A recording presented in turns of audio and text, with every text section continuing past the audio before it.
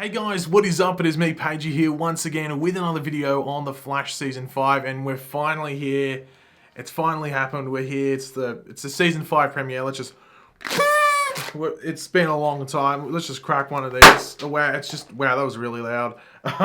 It's been insane. We've been waiting a long time, and yeah, we're finally here with Episode 1, or the premiere of Flash Season 5, otherwise entitled Nora. So of course, I know this is like self-explanatory, but if you've not watched the episode, go away, watch the episode, then come back to this review later on because we're going to be diving into quite the amount of spoilers. But of course, if you are continuing with the video, you've watched the episode, it'd be awesome if you could drop a like on the video to show support for the Flash, the premiere for the Flash Season 5, this review, and just show your hype with some likes on the video. Of course, let me know in the comments section down below, what was your favorite part of the episode, what was your general thoughts on the episode and stuff like that, and what didn't you like, because I don't think the episode was perfect. It was almost perfect, but yeah, just let me know, your general overall thoughts on the episode in the comments section down below.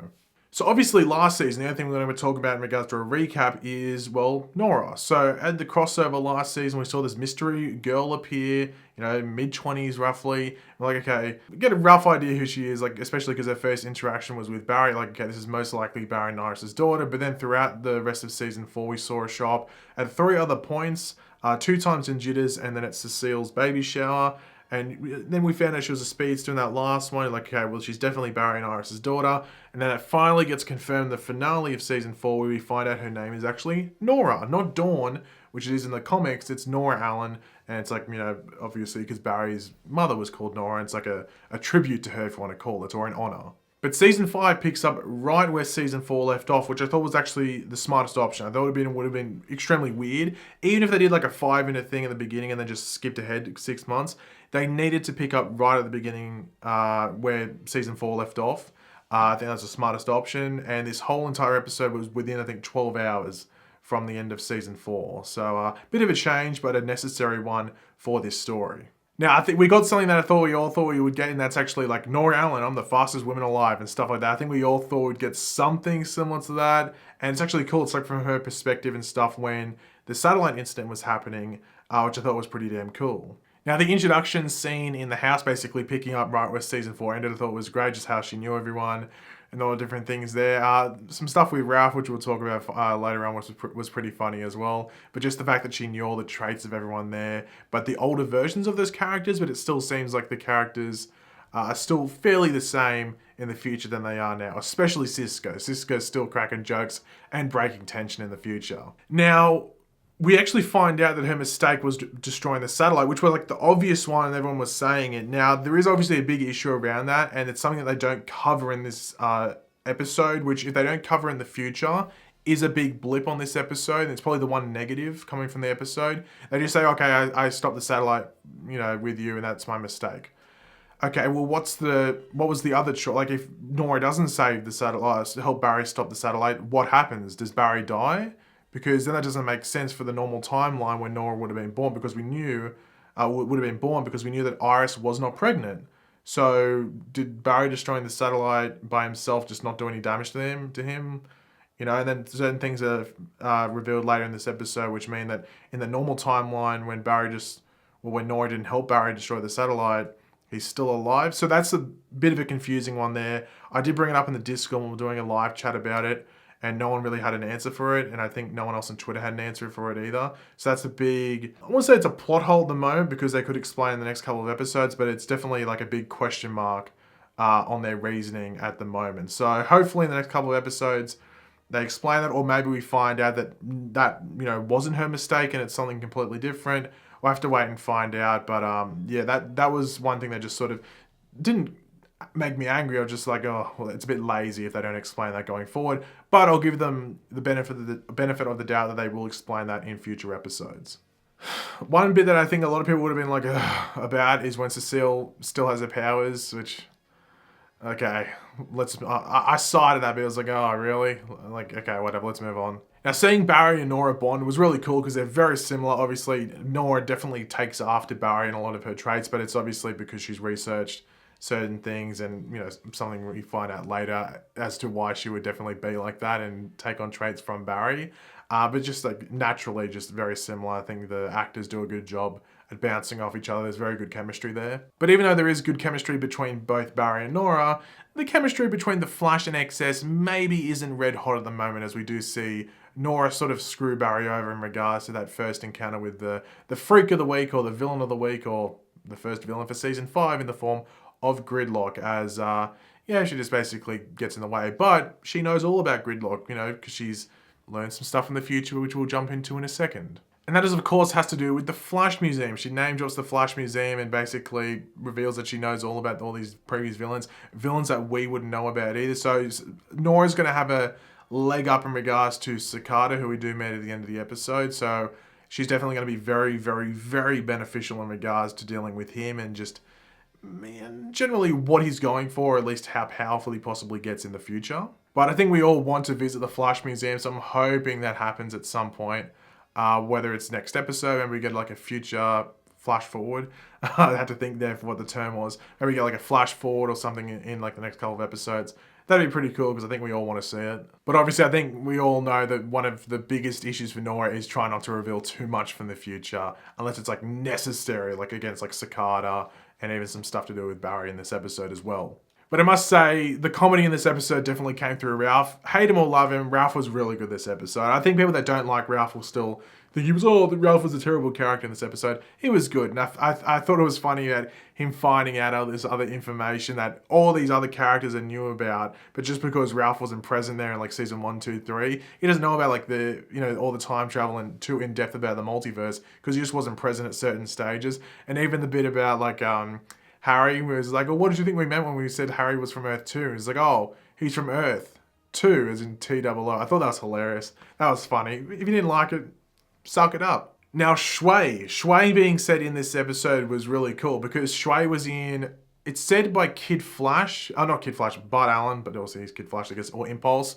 But it's from Batman Beyond. I think it's the origin of Shui, and then it's sort of like that's where it originated, and then it's just like sort of spread for like future terminology in certain comics when there is like a future character. So I thought having the addition of Shui was pretty cool. Now they do tease the whole King Shark Gorilla Grodd fight when Nora basically, spoiler alert, says it to the group there. Now they have not confirmed it. They have not confirmed that that's going to be happening this season. They did say it's something that they wanted to do, but you'd have to think them saying in this episode, I'd say like 98.76% confirms that it's going to happen this season. I think it just depends on budget, because that's been an issue with The Flash in the past. They wanted to do big episodes. But when it comes to the end of the season, sometimes their budget, like the remaining budget, isn't big enough. So unless they plan it out well enough, we might get it, but it's not 100% confirmed. So don't count on it happening this season. Sorry if I just knocked the camera. But we're sort of confused. It's like, okay, well, they couldn't travel to the future because Nora has, wasn't fast enough. And we do find out that Nora actually has negative tachyons. So they're like slowing her down, which is interesting, but we find out more about that later on. But as soon as like the word negative was said, a lot of people were going, negative speed force. I don't know if we're necessarily going to get any sort of lead on into that. I think it's just, if you have positive tachyons that assist you, the counter to that would be obviously negative. So I think that just might be what they were going for. But I guess you could say it's an Easter egg or a reference to negative speed force if you really want to, dig deep. Now in this episode, Ralph was super meta, which I thought was awesome. So obviously he was referencing things that us fans have thought over the past couple of seasons. So instead of like Eddie shooting himself, why didn't he get a vasectomy? Why didn't Barry run back in time when DeVoe, killed him? And also, what about the season 1 death of Ralph and the particle accelerator and stuff like that? Thought that was great. That was hilarious. But one of the big reveals in this episode is that Barry, when he goes missing in 2024, doesn't return. Or at least 25 years later in 2049, he is still missing. He has not returned from there. So Nora was actually born a few years before that. So we can say that she was probably born in like 2021, maybe 2022 at the latest. So she wasn't old enough to really remember Barry. Like if she was born, the next like season or two, she would have been old enough to have like some sort of, memory of Barry. But, I think she was about like maybe 2 or 3 when he goes missing. I think that's the more reasonable thing to go about. So that means that if like Nora was going to be born on the show, we wouldn't see her for 3 seasons, which would be season 8, which would be a while. So really, the first time that Nora actually got to properly interact with her father, obviously she did when she was younger, when she was a baby, but the first time that she actually remembers was at that wedding in the crossover, which is pretty insane, especially when you go back and look at that scene. And obviously the writers and stuff would have known about that being their first interaction, or at least Nora's first interaction properly with her father. That's actually pretty insane and just sort of gets you thinking. But it's at this point that we find out that she actually isn't stuck in the past. She's actually using a thing that sort of like replicates or like, you know, puts negative tachyons in you, I guess you could say. So she's just doing that so she can stay around here, obviously to spend time with her father. But we do have that gridlock villain coming back, and essentially he's going to crash a plane to get all that energy, which is OP as hell, I must say. Would have been overpowered. But leading into the big action scene where we see, you know, something really cool happen, we get another really cool thing happen, which is the flash ring scene, which is straight from the comics. Now, the only issue is I don't know how often we're going to see this. This might have been just some big thing for the premiere. I wouldn't be counting on seeing it all the time. I think we'll see it a couple more times this season, but don't expect every single time that Barry puts on the puts on the suit, to see that animation. I could be wrong, but it's expensive. It would be expensive, especially in different environments and stuff. So I wouldn't count on that, but the fact that we got it once I'm fine. If we just got it once, I'm sweet. The fact that we just got that cool comic book moment with the Flash suit coming out of the Flash ring, I'm sweet with that, to be completely honest. But Cisco was like, oh, man, I made that. That's pretty sick. And Nora's like, no, mate, you didn't. Ryan Choi did. So for those that don't know, Ryan Choi is another iteration of the Atom. So now Ray Palmer's the Atom. Ryan Choi is basically his successor. So will we meet him on the show? Maybe. I wouldn't count on it, but we might. But yeah, that plane phasing scene, man, that was amazing. That was straight from the comics as well. At least, phasing it through the bridge and stuff. Straight from the New 52. I thought that was really cool. Having Wally or Kid Flash, The Flash, and XS there all doing it was really cool. But I think the coolest part of that scene wasn't the actual phasing of the plane. It was that speech that Barry gave, which is the exact same one that Welzabard was giving him for that whole thing as well. So I thought it was great, including the flashbacks to Welzabard or the Eobard Thorne Harrison Wells.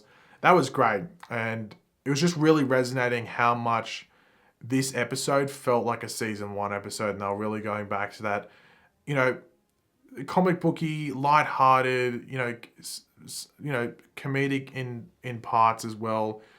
If this is the tone they go for the rest of the season, we should have a real hit on our hands, as long as they don't mix themselves up with some issues with time travel and just the timeline in general. That's probably the only issue we could face this season, and there were hints of it in this episode. But the rest of it, the tone and stuff, which is awesome.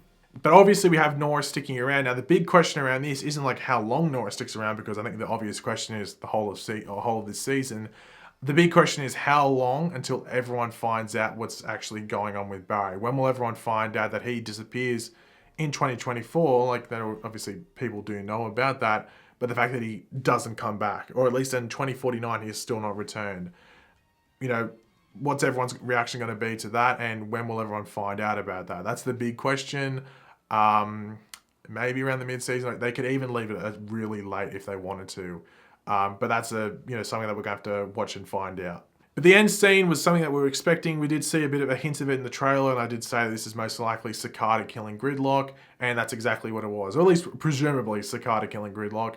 Pulls out the lightning bolt dagger and advances towards him. But the fact that he throws it and just expels all this energy, I thought was really cool. I wasn't expecting that from that lightning bolt dagger. But yeah, first look at Cicada, pretty cool, pretty impressed, and can't wait to see more of him. I think next episodes you dive deeper into that character. But overall, I thought this was a really, really, really solid premiere for The Flash for season 5. Obviously, I think the only major issue is the thing around the satellite. There's just a lack of explanation, but I'm going to give the show the benefit of the doubt that will be explained in future episodes, or we might find out that Nora was lying about that being her mistake and it was actually something else, which I hope it is. It's a pretty lame mistake. I'd like it to be something else, so I'll have to wait and see. It's a bit too obvious as well, because everyone was calling it, so you want it to be something a bit cooler, and a bit more, a bit more in there, if you want to call it. But I think the biggest thing is something that Nora says towards the end of the episode. In fact, her wanting to stop her father from disappearing. So is that her goal? Is that her goal for this season, to change that newspaper to the point where he doesn't disappear? I don't know. It's a big task. If that's going to actually be her goal, I'm interested to see where that goes. This is only the first episode. Obviously, they're not going to say here's everything. Here's revealing everything. They're not going to just chuck everything at us. We've got to like the whole kitchen sink. We got to, slowly progress, season that, that rumps steak. So that piece of meat, we've got to season it, just let it, marinate a bit, and then we'll slow cook it, and then, the meat will fall off the bone eventually towards the end of the season. So we just got to wait, be patient. But I'm interested to see where it goes and what Nora, like what her goal is essentially. Like they give us a tease, but I want to see more of that towards the end of the season. But thanks for watching, guys. Hopefully you enjoyed the video. If you did, it'd be awesome if you could drop a like and it shows support. Let me know in the comments section down below your various opinions on this episode. What was your favorite part? What part didn't you like too much? Just give me your overall opinions in the comment section down below. I'm very curious. Of course, I'll have my trailer breakdown out for episode 2 in maybe like 12, 14 hours from now, something like that. So keep your eyes out for that. And if you're new to the channel, make sure to subscribe. And until next video, guys, I'll catch you later. Goodbye.